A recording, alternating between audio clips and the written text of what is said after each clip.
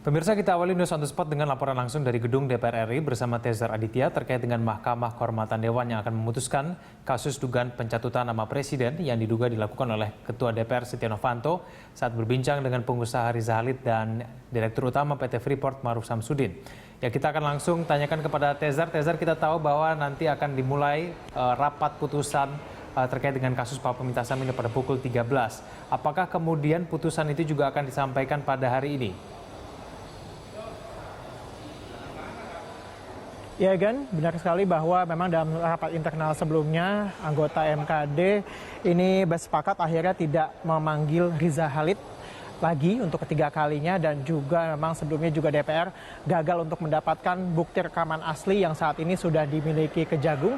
Akhirnya kemudian MKD bersepakat bahwa hari ini merupakan hari di mana MKD akan melakukan putusan terhadap dugaan pelanggaran etik yang melibatkan Ketua DPR Setia Novanto, yang juga kita tahu bahwa sebelumnya Setia Novanto ini diduga mencatut nama Presiden dan juga Wakil Presiden. Kemudian juga Setia Novanto juga diduga meminta saham atas perpanjangan PT Freeport Indonesia. Memang nantinya juga direncanakan bahwa sidang ini dimulai pada pukul 1 dan diawali dengan konsinyering yang dilakukan. Ini sebelum akhirnya diputuskan, ini dilakukan konsinyering tertutup dan dihadiri oleh seluruh anggota MKD. Dan ini dalam konsinyering ini juga disampaikan pandangan, kemudian pertimbangan, serta keputusan dari masing-masing anggota terhadap kasus dari Setia Novanto ini. Dan nantinya setelah konsinyering selesai dan sudah dilihat pandangan-pandangan dari anggota-anggota MKD ini, barulah diumumkan oleh MKD apa keputusan yang diambil MKD, apakah nantinya menjatuhkan hukuman lagi atau tidak kepada Setia Novanto ini.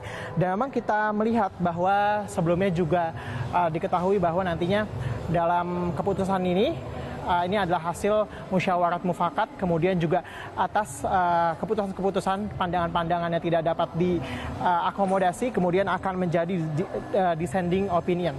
Dan jika kita melihat juga sebelumnya pernyataan dari wakil ketua MKD Junimat Girsang yang menyatakan bahwa memang ini tidak pernah Junimat Girsang mengatakan bahwa keputusan MKD ini akan bersifat akumulatif, karena kita tahu bahwa sebelumnya juga Setia Novanto pernah dijatuhi hukuman ringan atas pertemuannya dengan Donald Trump beberapa waktu lalu di Amerika, dan saat ini ketika Setia Novanto nanti terbukti bersalah di MKD melanggar etika, maka ini setidaknya akan dikenakan hukuman sedang, dan hukuman sedang ini adalah berupa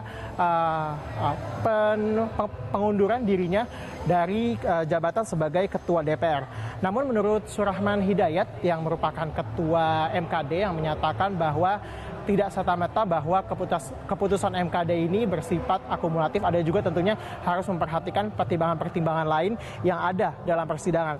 Dan memang jika kita cermati di pasal 20 ayat 3 mengenai kode etik dari DPR, ini menyatakan bahwa hukuman sedang bisa dijatuhi kepada tersangka pelanggar etik apabila sebelumnya si pelanggar etik ini telah dijatuhi hukuman ringan, kemudian mengulangi lagi perbuatannya melanggar etik.